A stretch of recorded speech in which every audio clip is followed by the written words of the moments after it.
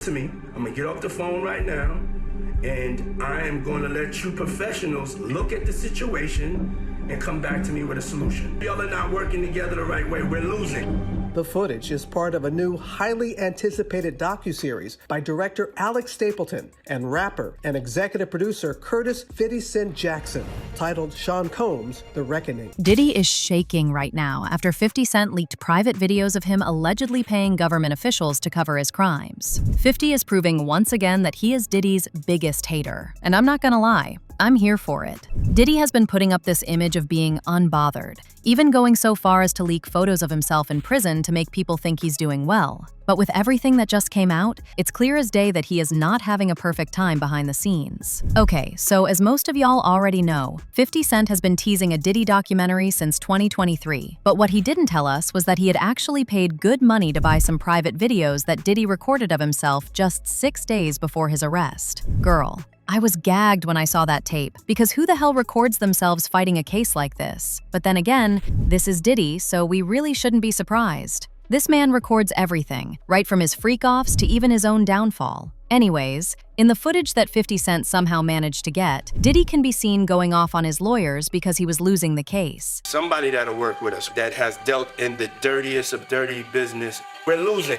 But it's unclear what exactly Diddy was recording all this for. Maybe he was planning to sell the footage to a streaming service on his own terms and make millions off of it. Anyway, 50 Cent got ahead of him, bought it, and he is now using it to destroy him. Diddy was in the streets of Harlem, hugging people and having a good time, as if he wasn't facing RICO charges.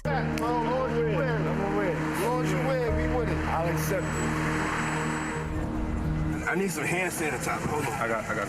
I've been out in the streets amongst the people. Yeah, I gotta take a bath. Like the amount of people that actually I'm coming in contact with, like that's what I have to do. You know what I'm saying? Oh. It's like 150 hugs. Not Diddy Funky Tail asking for a hand sanitizer as if he wasn't the same one in those freak-offs exchanging bodily fluids with strangers with no protection. Mind you, Cassie literally told us that Diddy used to ask her to rub the fluid of the men she slept with on his nipples. Boy, bye. Now, as for 50 Cent, a lot of people dragged him for this documentary because they believe that he didn't do it because he actually cares about the victims. He only did it because of his own personal beef with Diddy. I mean, I also did think this for a second because that's honestly what it seems like when you take into consideration everything 50 has had to deal with because of Diddy. The first was that infamous shopping spree incident. Diddy tried to lure him by offering to take him on an all-expenses-paid shopping spree. Apparently, this was Diddy's first attempt at trying to make 50 Cent his little boy toy, but 50 Cent wasn't having it. Now, Fifth, when you continuously call Puff gay. Something to me one time, a long time ago, at Chris Lighty's wedding, he told me to take me shopping. I looked at him like, what'd you just say? Let me move, man, before I do something. You're gonna make me mess up the wedding. Oh, that's a nice gesture. Let me get out of no, dude, take me. That's what a guy says to a girl. But this wasn't the only time Diddy stepped on 50's toes. In fact, the next reason is probably what really threw 50 off. It was revealed during Diddy's trial that Diddy was sleeping with 50's baby mama, Daphne. If you thought that was bad, wait till you hear the rest of it. So apparently, Diddy wasn't just messing around with Daphne. He was making her allegedly participate in his freak-offs. And in exchange, she got paid $10,000 a month. A tape even leaked of Diddy going off on Daphne for ignoring him and threatening to stop those $10,000 payments if she didn't get back to work. Basically, if she didn't get back to freaking off with him. Hey, I really don't know what's going on with you, but I just want to just give you a heads up that I'm about to really disappear on you. You feel me? I'm not going to be playing these games with you at all, at all. So I don't know. You think you silent treating me, and you think I'm gonna be nah. You'll have a rude awakening. You'll just have silence, and ain't nobody threatening you. And I ain't trying to go back and forth with no woman. You know what I'm saying? I'm telling you, I ain't got no time for no fucking games. Where my life is at right now, I don't have no time for no games, baby girl. Me and you could be mad. I could have a spat. We could have whatever. Then after that, you better get on your job. That's really that's all it is. Cause you got me on my job. Nah, it ain't never gonna work like that over here. You know what I'm saying? I was trying not to leave this message, but you have left me no choice. So either you go in the direction of like moving on and shit like that, or you like just like have me just keep moving. Ain't no threat, I'm just being clear. I can't do this shit with you every time you get upset. Anyway, 50's other baby mama, Shaniqua Tompkins, also stepped into the chat and exposed him, claiming that the real reason 50 hates Diddy is because of what he was doing with Daphne. He is doing is indicative to her character. It was so it's been rumored and known for years that she has been a pole girl from Vegas. Like that's known. That's known.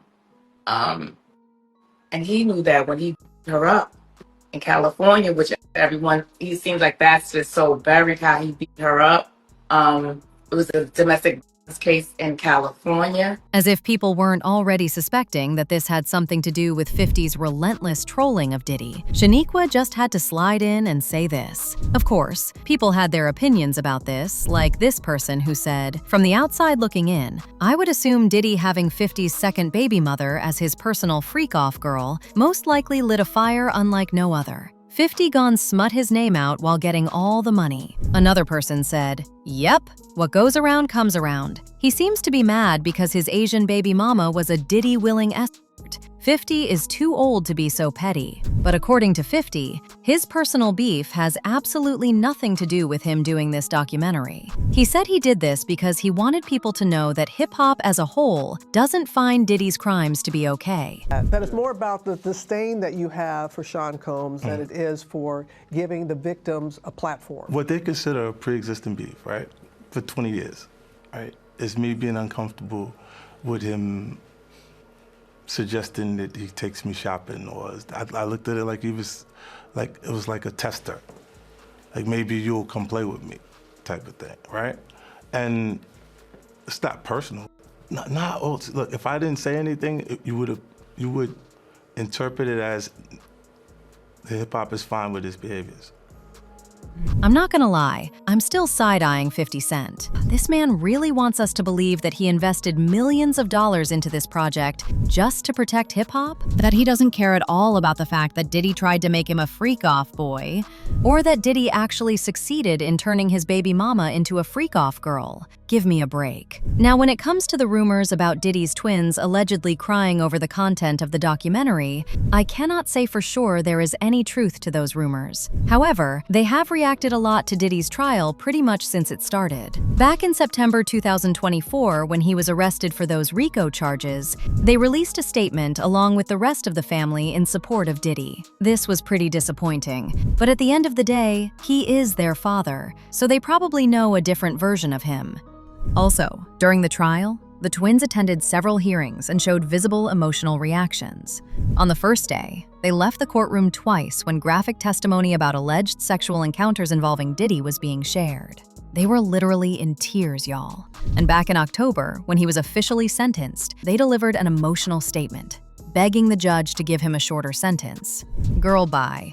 As if the 4 years he got instead of 100 weren't already short enough. But what do you think? Do you think 50 is doing all this to get back at Diddy? And what do you also think about Diddy crashing out over losing the case? Let me know your thoughts in the comment section below. And don't forget to click here to watch this other messy video.